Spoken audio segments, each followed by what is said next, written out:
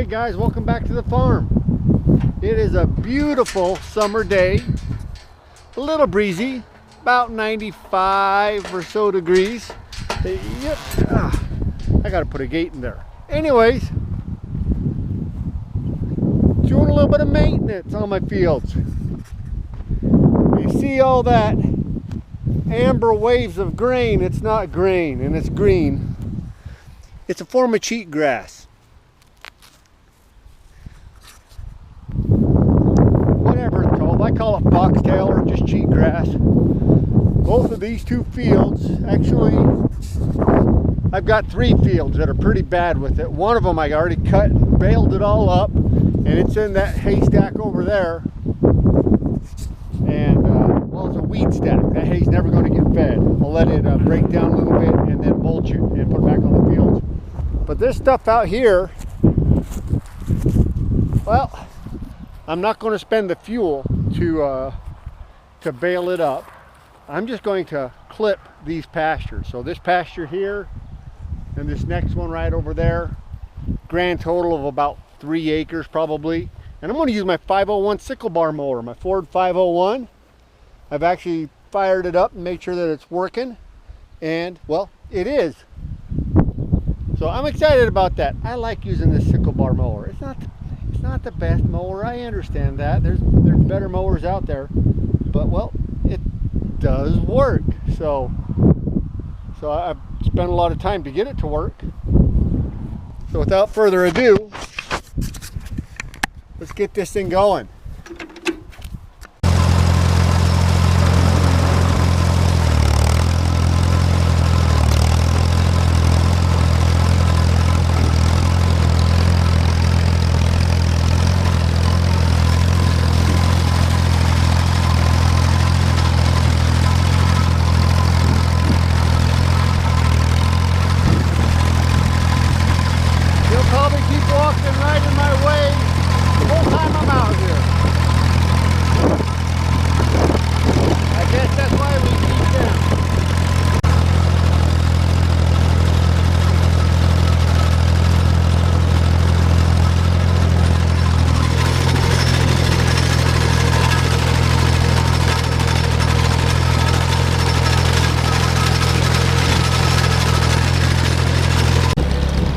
One of my favorite parts of sickle bar mowing is as you're mowing along, you can see the sickle sections start to clean up, right? You can tell we got the newer ones in here, but even these old ones, you can see the grass and the hay. Well, this is just grass and weeds, as it cleans the rust off of here. And as you're mowing around in that circle, it gets shinier and shinier until by the end you have a beautifully clean set of sickle sections. And it's almost like watching a plow, right? When you're watching your plow, you're watching the plow work all the rust off. It takes a little bit longer, but it's satisfying nonetheless. It's a beautiful sight in my opinion.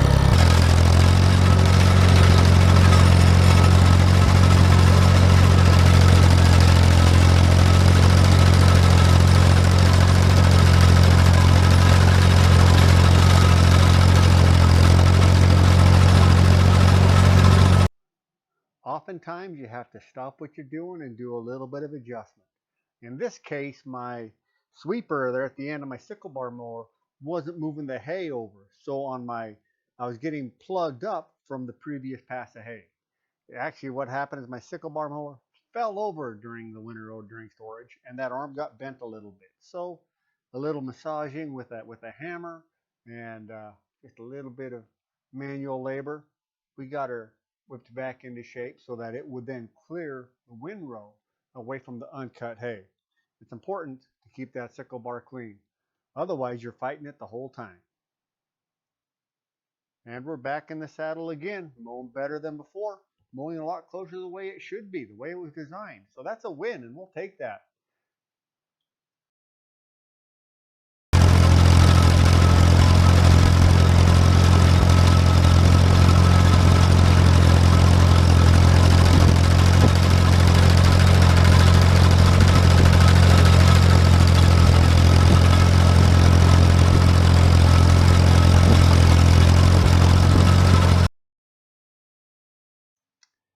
I've been told this is the most dangerous part of operating sickle bar mower. I've heard stories of people losing fingers, moving these sickle sections up, and they happen to shift with their fingers in the way. I've never seen this thing shift. I'm still mighty cautious. I like my fingers. I'm going to try to keep them. You know, it is interesting to compare this to the new, more modern equipment, but I still appreciate the technology that's gone into these. And what a step up it was from the previous generations of equipment, or even manual operations they had to do. That's kind of one of my favorite parts about this stuff, is just seeing it work. If the hay would have been a bit coarser, say denser, more like alfalfa, with coarser stems and thicker, well, I think these sickle bar sections would be just clean. But I'm happy. Looks like a really bad haircut, right? It just looks, but it's going to pay dividends. Yeah, sure. All I've really done is replanted a whole bunch more cheatgrass. But you know what? Those animals don't eat that cheatgrass. Yeah. Don't get bad on it as long as you can get them to graze on it before it goes to seed. So the moral of the story is, yeah, I planted a bunch more cheatgrass, but we'll win. This field is so bad, so much clay, that it's going to take years of just this kind of a trimming of it when it gets too old, to try to get more of that organic matter worked into the clay part of the soil. So this does a lot of things for me, right? It lets that fresh growth come up for the animals to get to, rather than that old woody growth. And it's also going to put a lot of organic back on top of my field, which is sorely lacking.